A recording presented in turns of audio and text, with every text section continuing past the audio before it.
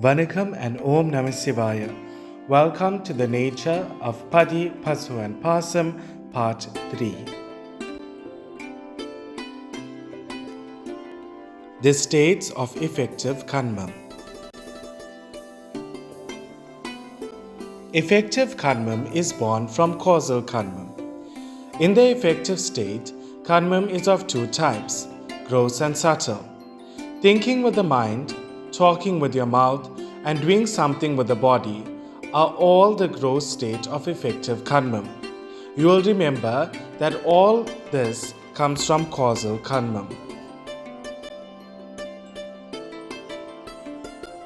These actions do not come from nothing, so even after they attain a gross state, they do not become nothing or become non-existent.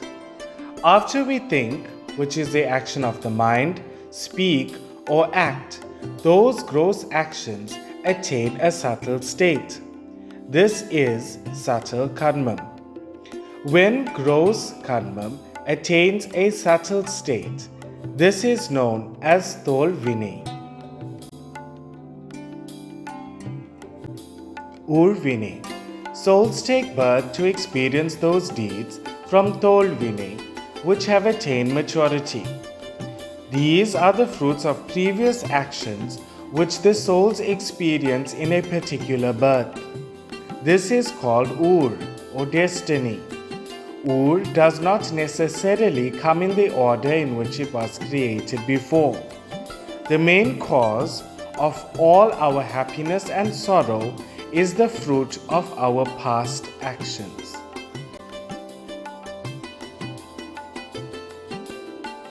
A new deed created by a person is known as Male Vinay.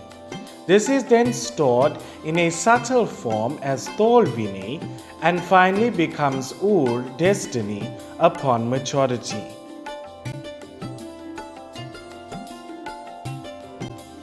All the karma we have accumulated in our past births do not come as Ur in this birth. Only those deeds which have attained maturity will come as Ur. The remaining immature deeds will definitely come as Ur in our future birth or births when they are mature.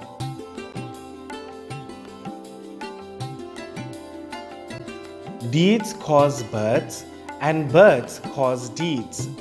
How then do we escape from this unending ocean? No soul experiences the fruit of all its deeds. Souls desire to act because of Anavam.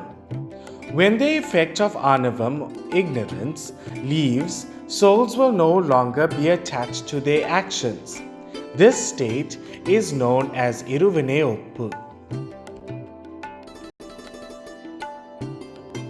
This is the state wherein the soul is not affected by the fruit of its good and bad deeds. When the soul attains such a state, Sivaperuman descends as a Sivaguru, banishes the ignorance caused by Anavam, and imparts Sivanyanam, which is spiritual wisdom, to the soul. Tol Vinay is then fully banished by Sivaperuman. His divine grace then prevents the creation of Male Vinay. Such a soul is not affected by good or bad deeds. Thus, Ur will not affect a liberated soul. The creation of deeds or Vinay. They are created in three ways.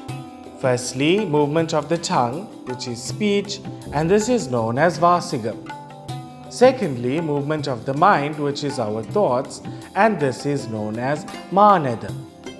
Thirdly, movement of the body, and this is known as Kayigam. Deeds committed knowingly are known as Buddhi Purvam. Deeds committed unknowingly are known as Abbuddhi Purvam. Certain bad deeds which we commit unknowingly might affect the lives of others tremendously.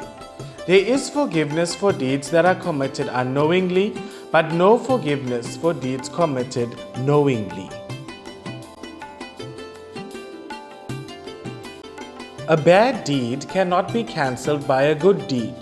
The fruit of a good deed is known as punya, which in turn is the cause of happiness. The fruit of a bad deed is known as pavam, which in turn causes misery and sorrow. Souls will need to experience the fruit of both their good and bad deeds. The fruit of our deeds are given by Sivaperuman. Deeds are unintelligent. Therefore, they cannot come on their own to a person who committed them and give the person their fruit. Sivan gives the souls the fruit of their own deeds. The question is, why does Sivan do this?